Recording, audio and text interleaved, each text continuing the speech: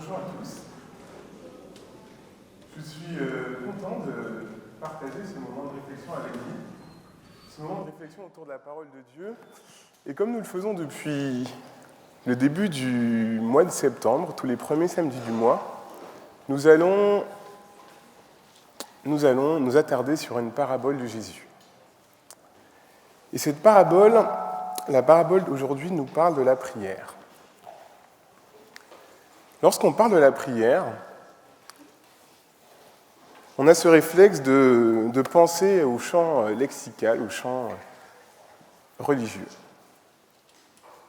Le Larousse nous donne la définition suivante. Prier, c'est s'adresser à un être surnaturel.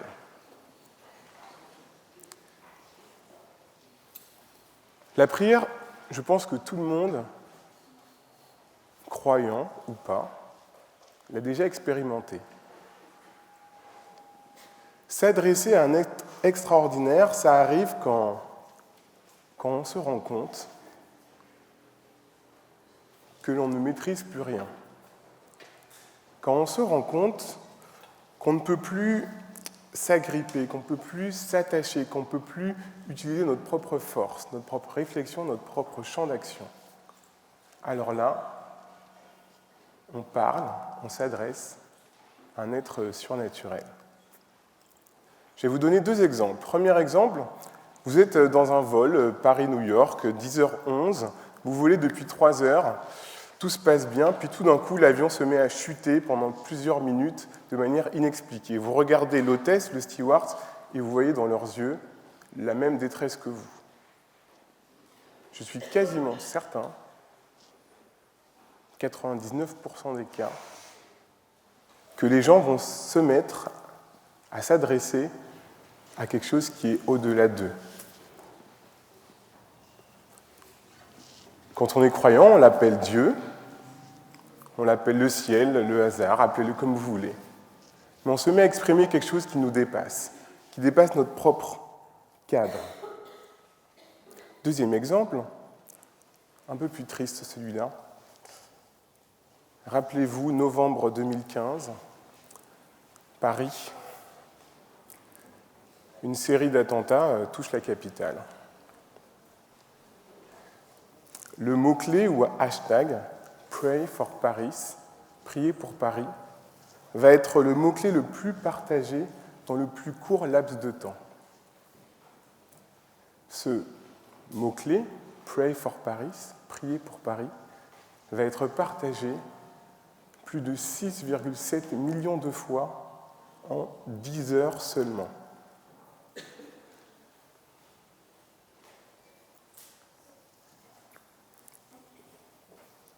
La prière, je pense, touche tout le monde. Aujourd'hui, on va l'appeler Dieu. S'adresser à Dieu, on a parlé d'un fil. Je vais prendre l'exemple d'une fenêtre. Lorsqu'on s'adresse, lorsqu'on dépasse notre propre cadre, le cadre qu'on maîtrise, celui dont on a l'habitude, c'est comme si on ouvrait une fenêtre vers quelque chose de plus grand que soi. Et on parle au travers de cette fenêtre. Et la parabole et que je vous invite à prendre avec moi, va nous parler de cette prière, et c'est Luc qui va nous en parler. Je vous invite à ouvrir vos Bibles, vos smartphones, vos tablettes,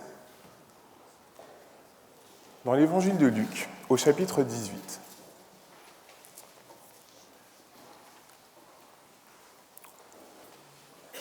On va commencer à réfléchir à partir du verset 9, mais je voudrais juste introduire que Luc, nous donne deux paraboles. Une première, du verset 1 au verset 8, sur la prière, et une deuxième, du verset 9 au verset 14, aussi sur la prière. La première, je vous la résume très, très rapidement, parle de prier sans cesse. Et la deuxième va plutôt nous parler de l'authenticité de la prière. Et alors que cette parabole commence à partir du verset 9, et dit « Il dit encore cette parabole en vue de certaines personnes, se persuadant qu'elles étaient justes et ne faisant aucun cas des autres. » Alors ce qui m'intéresse avec les paraboles, je vais faire un parallèle avec un genre littéraire très connu, que sont les fables. Les fables, c'est une histoire qui était racontée par des romanciers, par des littéraires, pour faire passer un message, pour faire passer une morale, pour faire réfléchir. Et les plus connues, les fables de La Fontaine, comme on les appelle, La Fontaine a utilisé ces fables pour dénoncer certaines choses. Et ce qui est intéressant dans ce parallèle que je fais entre les paraboles et les fables, c'est que lorsque La Fontaine faisait réciter ses fables, il les faisait réciter pour les personnes qui étaient les plus concernées. Et ce qui est assez intéressant, c'est que l'auditoire de La Fontaine écoutait les fables et était plutôt d'accord avec les fables. Oui, effectivement, le comportement du loup est inadmissible par rapport à l'agneau. Mais ce qui est assez aussi intéressant, c'est la distance. Les gens ne percevaient pas forcément qu'on parlait d'eux. Parce que lorsqu'on entend une fable, on a ce mécanisme qui veut qu'on se mette toujours plutôt du côté du gentil, vous savez. On a du mal à s'assimiler au loup. On est plutôt un agneau, même si soi-même on est un loup. Mais on trouve des caractéristiques qui nous rapprochent plus de l'agneau parce que c'est plus confortable d'être un agneau dans les fables de La Fontaine. Et dans les paraboles, c'est un petit peu la même chose, parce que les paraboles sont là pour nous donner une morale, une réflexion. C'est une situation qui prend des aspects de la vie courante. Jésus prenait des événements de tous les jours pour donner une vérité céleste, j'ai envie de dire. Et il y avait cette distance qui se faisait, les gens ne percevaient pas forcément qu'on parlait d'eux. Et là, dans cette parabole, on a tout de suite l'objectif.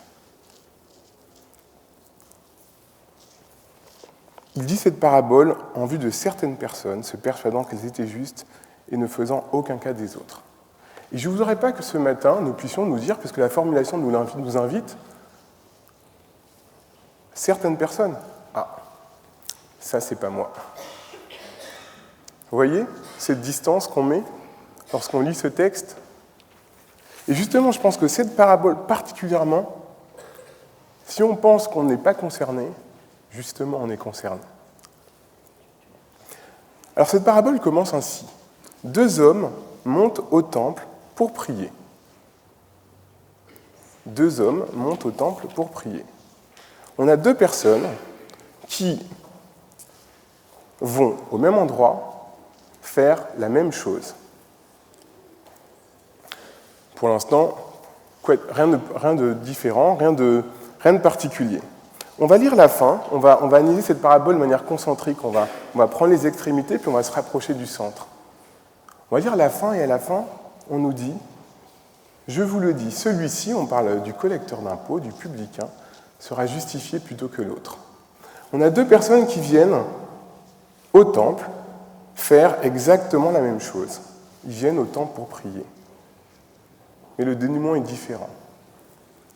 Quelle est cette différence finalement? On a 2 personnes, un pharisien et un collecteur d'impôts. Alors pour bien comprendre la parabole, il faut qu'on puisse bien comprendre qui sont ces personnages et qu'est-ce qui fait leur différence. Le pharisien, on a peut-être une mauvaise image du pharisien. Pourquoi? Parce que pour tous les gens qui ont l'habitude de lire la Bible ou d'étudier la Bible, on a l'impression que le pharisien, c'est le méchant, c'est l'agneau dans Le Loup et l'agneau. Parce que Jésus a beaucoup critiqué les pharisiens. Mais au temps de Jésus, les pharisiens étaient les personnes les plus reconnues de la société juive. Pourquoi? Parce que, premièrement, ils étaient très pieux. Deuxièmement, ils connaissaient la Bible, ils connaissaient la Torah, ils connaissaient les commandements. Et troisièmement, ils les mettaient en pratique de manière très, très volontaire, très intense. Ils allaient même au-delà de ce qui était demandé. Et c'était des modèles pour les gens le peuple juif. Le peuple juif voyait les pharisiens comme le modèle, comme le juif parfait, entre guillemets, celui auquel il fallait ressembler. Et les pharisiens n'étaient pas des sacrificateurs, ceux qui œuvraient dans le temple, c'était plutôt ceux qui étaient au contact des gens, au contact des Juifs de l'époque, pour leur enseigner en leur disant voilà comment il faut pratiquer, voilà ce qu'il faut faire. Le pharisien, c'est le bon, c'est le gentil dans l'histoire. Et de l'autre côté, on a le publicain, le collecteur d'impôts. Alors là, c'est une autre histoire. Le collecteur d'impôts, c'est la personne qui allait chez les gens pour demander l'impôt demandé par Rome. Le collecteur d'impôts, ce n'était pas le percepteur. Le percepteur, c'est celui qui achetait à Rome le droit de percevoir l'impôt. Ce percepteur était en général quelqu'un d'assez riche, qui avait le droit et qui mettait sa fortune pour avoir le droit de percevoir l'impôt. Et puis il embauchait des collecteurs, donc des personnes qui allaient faire du porte-à-porte et demander l'impôt. Rome demandait peut-être, on va parler en euros, 10 € par famille. Le percepteur disait, moi il faut quand même que je rentre dans mes frais, donc je vais demander 15 € par famille. Il allait voir le collecteur d'impôts en lui disant, attention, il faut que tu demandes 15 € par famille. Mais le collecteur d'impôts lui disait, moi aussi il faut que je gagne ma vie, donc je vais demander 20 plutôt. Et étant mandaté par Rome, le collecteur d'impôts, on ne pouvait rien lui faire. Il avait toute autorité. Et beaucoup usaient de cette autorité pour ramasser de l'argent et devenir riches. Donc le collecteur d'impôts ici, c'est le méchant, c'est le loup. Donc on a deux personnes qui vont au temple pour prier, mais Jésus a pris, et je pense que c'est fait exprès, la personne la plus reconnue, le modèle, et la personne la moins reconnue, elle était même haïe. Les publicains étaient souvent seuls, les collecteurs d'impôts étaient souvent seuls, souvent rejetés, souvent considérés comme les pires pécheurs parce que, de par leur profession et de par leurs actions, ils étaient considérés vraiment comme les plus bas, le plus bas niveau. On ne pouvait pas être plus bas qu'un publicain. Et c'est là que la parabole prend tout son sens, quand on lit la fin. C'est celui qui est en bas qui va ressortir justifié, alors que celui qui est considéré comme le modèle ne le sera pas. Qu'est-ce qui fait la différence ? Le pharisien, verset 11, debout, priait ainsi en lui-même. « Ô Dieu, je te rends grâce. » Alors là, jusqu'ici, tout va bien. Un pharisien, donc un modèle pour la société d'aujourd'hui, rend grâce à Dieu. Quoi de mal ? Ô Dieu, je te rends grâce de ce que je ne suis pas comme le reste des hommes, qui sont ravisseurs, injustes, adultères. Et là, ça nous pose question. Ce pharisien s'adresse à Dieu et rend grâce à Dieu de ce qu'il n'est pas. C'est comme si je me tourne vers Julien, et je lui demande « Julien, comment tu t'appelles ?» Et Julien me dit « Je ne m'appelle pas Jean. »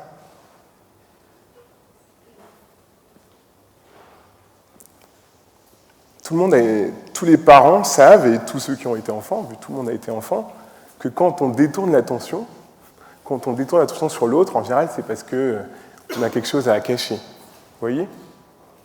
C'est intéressant de prier Dieu pour quelque chose qu'on n'est pas. Seigneur, je te rends grâce de ce que je ne suis pas comme les autres. Je ne suis pas comme ces autres pécheurs. Je suis un peu au-dessus. Je ne suis pas comme ces adultères, comme ce publicain. Il va même jusqu'à pointer du doigt. Alors la prière est intérieure, mais dans l'expression, on a l'impression qu'elle est orale. Pointer du doigt la personne qui est venue avec lui pour prier.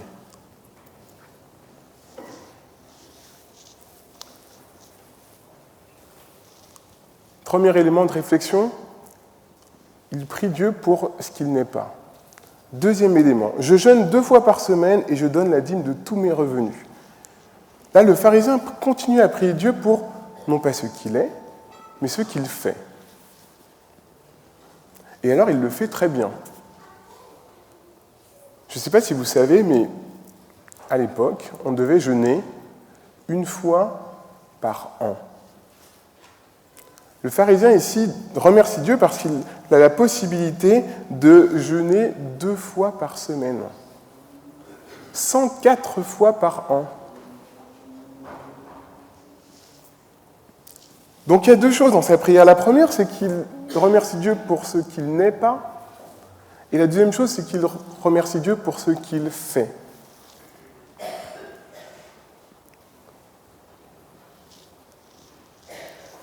Et lorsqu'on regarde un peu plus cette prière, on se rend compte que malgré le fait qu'il est marqué « au Dieu » au début, il ne s'adresse pas vraiment à Dieu. Le sujet de la prière, c'est lui-même, c'est le « je ». Je ne suis pas comme ça, je fais ci.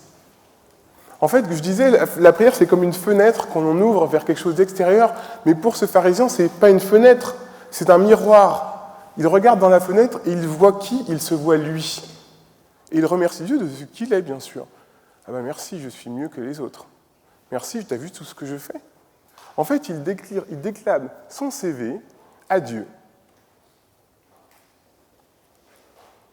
Puis finalement, on se rend compte qu'il n'adresse aucune parole vers Dieu. Tout est centré sur lui. Comment Dieu peut-il agir dans sa vie s'il n'y a aucune demande, aucune interaction? Ce qu'il exprime, c'est finalement « regarde ce que je suis. Je suis bon, je suis grand, je suis fort. » Ce qui est intéressant, c'est que dans la vie de tous les jours, dans le monde dans lequel nous vivons dans un monde où notre identité est basée sur la comparaison les uns avec les autres. Depuis tout petit, lorsqu'on est petit et qu'on va à l'école, je pense à ma fille, on veut courir le plus vite, arriver le plus vite, le premier. Lorsqu'on grandit, on veut avoir les meilleures notes. Lorsqu'on grandit encore, on veut faire les meilleures études. À plus, on va avoir le meilleur travail. On est toujours dans la comparaison des uns avec les autres. Et notre positionnement se fait les uns par rapport aux autres. On se mesure par rapport à ce qu'on a fait et ce que les autres n'ont pas fait ou ont fait mieux que nous. C'est la manière dont on fonctionne, dont le monde fonctionne. On nous donne des notes, on a des avis. Aujourd'hui, avec les réseaux et Internet, on mesure tout ce qu'on fait, les uns par rapport aux autres. Et ce pharisien, dans cette prière, applique ça à Dieu. Le problème, c'est que Dieu ne fonctionne pas comme nous. Et les paraboles sont un excellent moyen de... Alors j'aime bien cette expression qui dit que les paraboles sont une histoire terrestre qui raconte une vérité céleste. Dans les paraboles, Dieu nous parle de ce qu'il est, de son royaume et de la manière dont on peut le mettre en œuvre, nous, aujourd'hui, dans nos vies. Et là, ce que le pharisien fait, c'est qu'il met en œuvre, dans sa prière à Dieu, son monde qu'il maîtrise. Vous voyez, son cadre. Je fais ça, je ne suis pas comme ça, j'ai bien, ma liste est bien faite. Mais ce n'est pas du tout ce que Dieu attend de nous lorsqu'on s'adresse à lui. La prière, c'est parler avec Dieu. Et quand on parle à Dieu, ou quand on parle à quelqu'un, notre communication dépend de la manière dont on perçoit la personne qui est en face de nous. Si vous parlez à votre patron, vous aurez une attitude, des mots. Si vous parlez à votre ami, vous aurez d'autres attitudes, d'autres mots. Vous parlez à votre femme, vous aurez une attitude, des mots. Vous parlez à votre enfant, vous aurez d'autres attitudes, d'autres mots. Et la prière reflète un peu la manière dont on perçoit Dieu. Et lorsqu'on regarde cette prière de ce pharisien, on a l'impression qu'il perçoit un Dieu qui a besoin de se justifier auprès de lui pour lui dire « Regarde ce que j'ai fait, regarde ce que je n'ai pas fait, regarde comment je suis bon, je fais tout ce que tu me demandes. »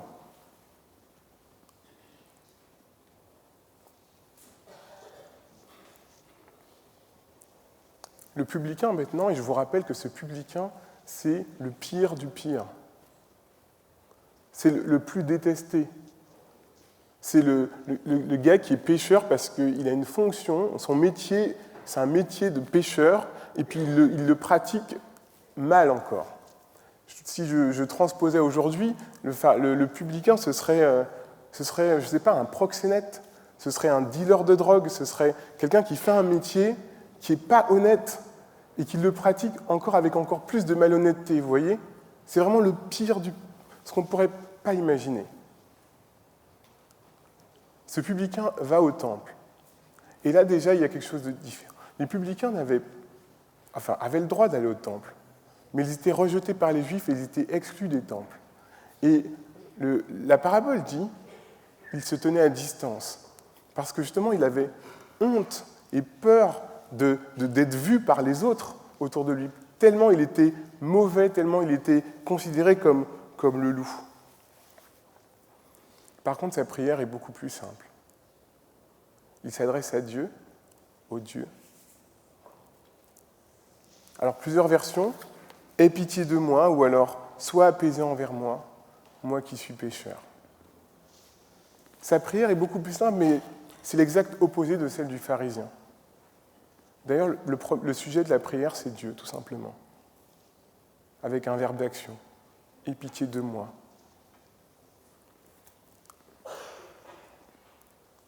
Et puis, il va dire ce qu'il est, ce que le pharisien n'a pas du tout fait.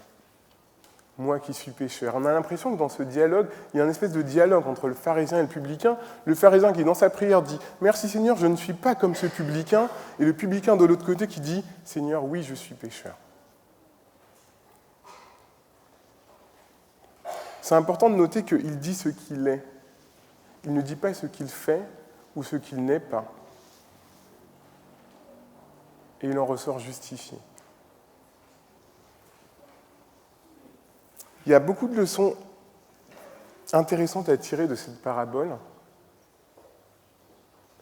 Et la première que je voudrais partager avec vous, c'est lorsqu'on parle à Dieu, Dieu attend qu'on se présente à lui tel que l'on est, tel que je suis. Dieu n'attend pas à ce qu'on lui montre ce que l'on fait ou ce que l'on ne fait pas, mais qui on est à l'intérieur de nous, qui on est vraiment. Et Dieu n'attend pas à ce qu'on transpose notre organisation, notre mode de fonctionnement à lui, il attend juste qu'on le regarde lui, qu'on lui parle à lui, que lui soit le sujet de notre prière. Il y a deux écueils qui peuvent arriver lorsqu'on veut s'adresser à Dieu. Le premier, c'est le pharisien est tombé en pleine danse et « j'ai pas besoin de toi, Dieu. Je suis trop fort. Je fais tout ce que j'ai besoin, je maîtrise mon environnement. » Et comme je vous le disais, la prière, souvent, elle arrive quand on ne maîtrise plus rien. Et lorsqu'on a l'impression de maîtriser tout, on n'a pas besoin de Dieu. Le deuxième écueil, c'est « je suis trop faible ». L'écueil dans lequel n'est pas tombé le publicain, mais ça peut arriver de dire « j'ai fait trop de mal, j'étais trop loin, je suis trop mauvais ». Et Dieu ne m'acceptera jamais. Et cette parabole nous dit « non, vous pouvez être le pire du pire, pour avoir fait le plus de mal possible, Dieu vous acceptera toujours si vous vous présentez à lui tel que vous êtes, sans faux semblant. »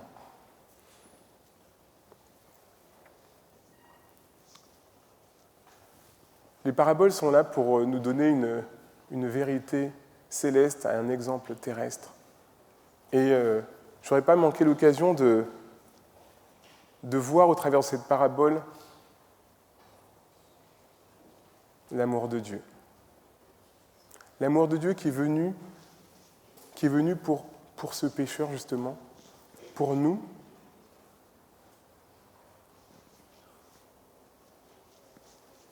Et cet amour qui se manifeste par, finalement,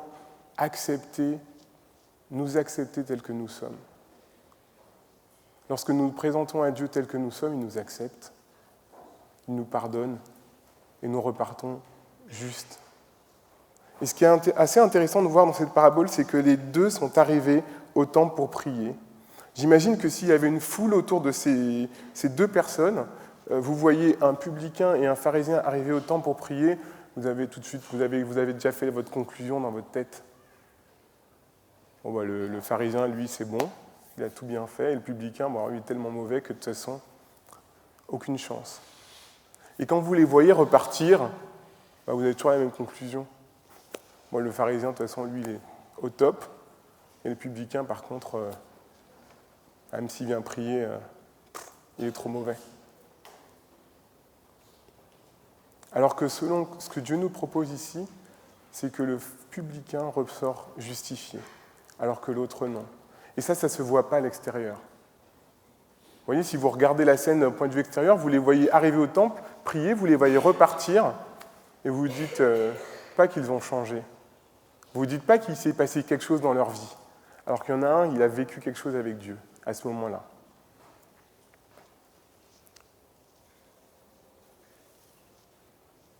Je voudrais profiter de ce moment, parce que vous aussi, vous êtes venus au temple ce matin,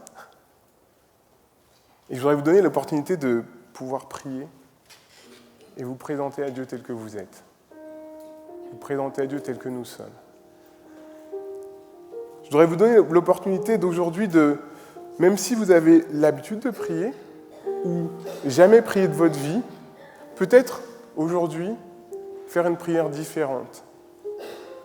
Ne racontez pas à Dieu des histoires. Ne vous mentez pas à vous-même, ne le mentez pas à lui, présentez-vous à lui juste tel que vous êtes. Seigneur, me voici. Voici ma vie telle qu'elle est.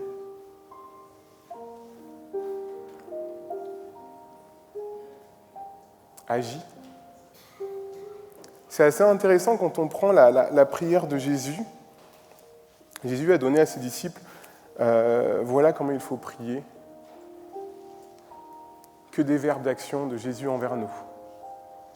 Pardonne.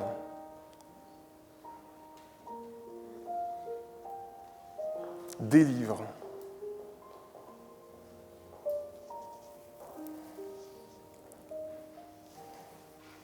Ce matin, je voudrais vous demander de vous présenter à Dieu dans vos cœurs et lui dire des simples mots qui vous viennent à l'esprit. Présentez-vous à lui tel que vous êtes et priez-le.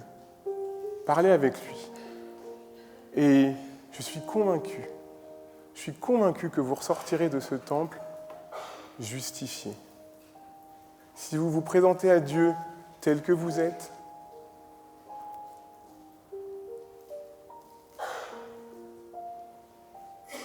il déversera sur vous sa grâce.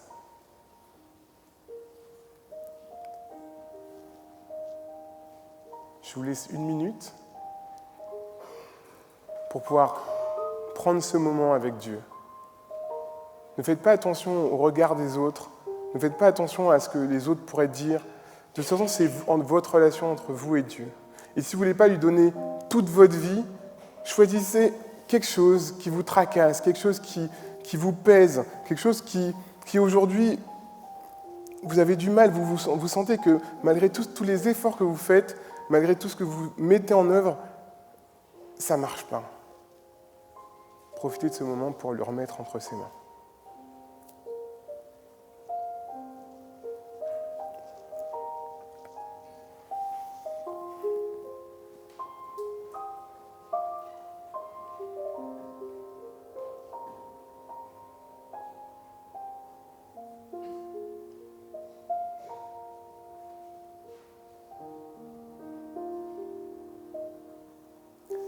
Seigneur, je voudrais te remercier ce matin parce que tu nous donnes l'opportunité de te parler au travers de la prière. Et je voudrais spécialement ce matin te prier pour moi tout d'abord. Je me présente devant toi tel que je suis. Et je voudrais que tu m'acceptes, Seigneur. Et je voudrais aussi te prier pour toutes ces personnes qui, dans leur cœur, se sont présentées à toi telles qu'elles sont. Et je voudrais que tu puisses déverser ta grâce sur elles. Les bénir dans leur vie, les bénir dans leurs difficultés et les aider, Seigneur. C'est ma prière au nom de ton Fils Jésus. Amen.